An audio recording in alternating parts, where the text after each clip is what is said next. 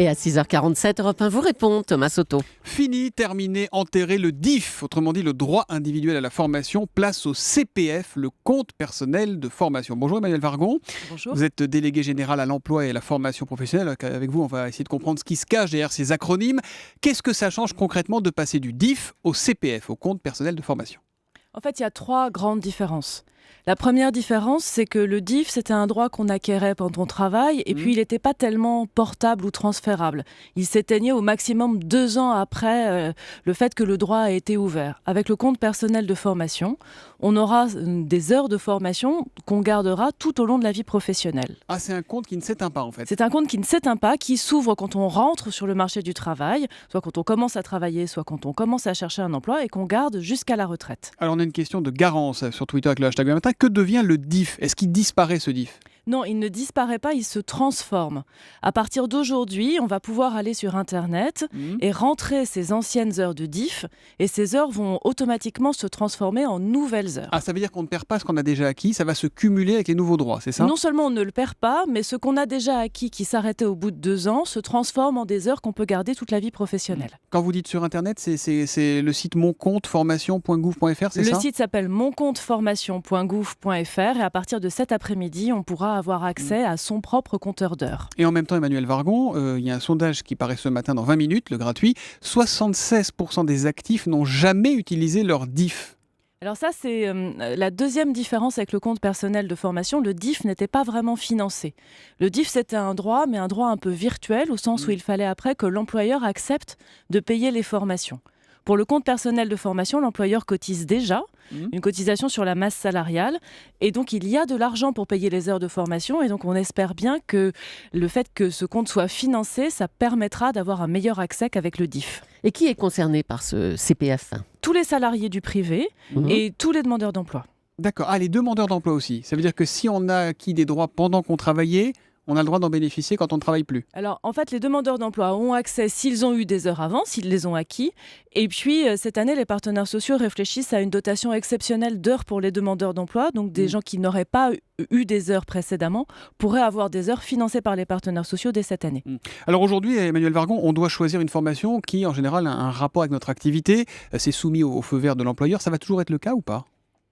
Alors aujourd'hui, toutes les formations sont éligibles au DIF, mais il faut l'accord de l'employeur. Demain, c'est un peu différent. Souvent, honnêtement, c'est toujours compliqué. L'employeur a toujours mieux à Il faire. dit pourquoi tu vas prendre le javanais alors que tu travailles dans une boucherie. Non, mais c'est un peu ça, quoi.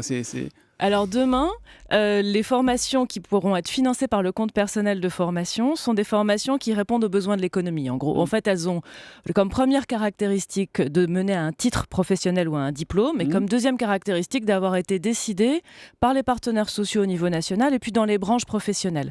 Donc ce sera moins des formations un peu exotiques, ce sera plus des formations métiers.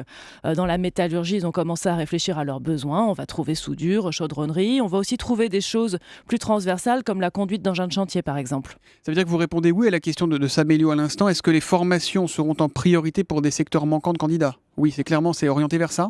Les formations qui sont éligibles à ce nouveau compte, elles sont définies en fonction des besoins. Donc par définition, c'est plutôt vers des secteurs dans lesquels il y a des besoins. Ça peut être des formations de reconversion, on change complètement d'univers, de la radio à la chaudronnerie, mais ça peut aussi être des formations d'approfondissement dans son métier ou dans sa branche. Et il faudra avoir travaillé combien de temps pour avoir droit à un crédit d'heures ? Combien d'heures en fait ? Alors chaque année travaillée donne droit à 24 heures de crédit d'heures. Et ces crédits d'heures arriveront directement sur le compte à partir de l'année suivante. Donc si on travaille à temps plein pendant l'année 2015, en 2016, le compte sera automatiquement crédité de 24 heures. Et ça plafonne à 150. Ah, ça plafonne. Et par rapport au DIF, aujourd'hui, c'était combien ? Le DIF plafonnait à 120. Donc le droit individuel à la formation. Le coût de la formation, c'est 32 milliards par an, je crois, si je ne dis pas de bêtises, je parle sous votre contrôle. Là, ça va coûter moins cher, ça va être plus efficace et coûter moins cher ou pas ? En fait, la formation professionnelle, dans les 32 milliards, il y a en gros une quinzaine de milliards qui couvrent la formation des salariés, le reste couvre la formation des demandeurs d'emploi, l'apprentissage, la formation des fonctionnaires. Le compte personnel de formation, pour l'instant, on le voit autour d'1 milliard d'euros, donc il faut que ça monte en puissance progressivement. Mais oui, on espère que ce sera plus efficace que le système précédent. Vous parliez des fonctionnaires, ils sont concernés ou pas ? Ils seront concernés dans un deuxième temps, la loi ne les exclut pas, mais le mécanisme n'est pas monté et des négociations auront lieu dans la fonction publique à ce sujet. Emmanuel Vargon, est-ce qu'aujourd'hui les entreprises jouent le jeu ou est-ce qu'elles bloquent parce que c'est pas pratique d'avoir des salariés qui s'absentent ? En fait, la formation, c'est difficile. C'est difficile pour l'entreprise, surtout dans les petites, parce que oui, c'est pas facile quand on a Dès qu'il 3-4 manque un salariés rouage, c'est compliqué. de voir partir quelqu'un. C'est difficile aussi pour les personnes, parce qu'on n'a pas toujours envie de repartir en formation, On voit pas toujours l'utilité. Et donc, dans cette réforme de la formation professionnelle, au-delà du compte, on a aussi mis en place un conseil en évolution professionnelle pour aider chacun, pareil, salarié et demandeur d'emploi, à mieux se repérer.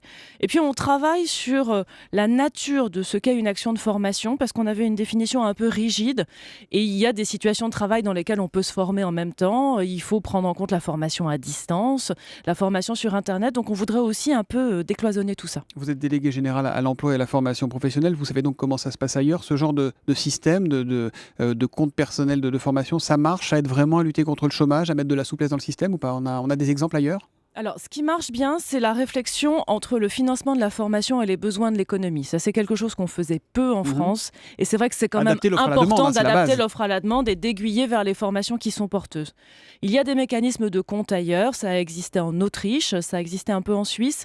Ces mécanismes sont relativement peu fréquents. Là où ça a fonctionné, là où ça a été mis en place, ça marche plutôt bien. Voilà, c'est donc nouveau. Ça rentre en vigueur cet après-midi, c'est Aujourd'hui. ça. Merci beaucoup Emmanuel Vargon d'être venu en direct répondre aux questions des auditeurs d'Europe 1.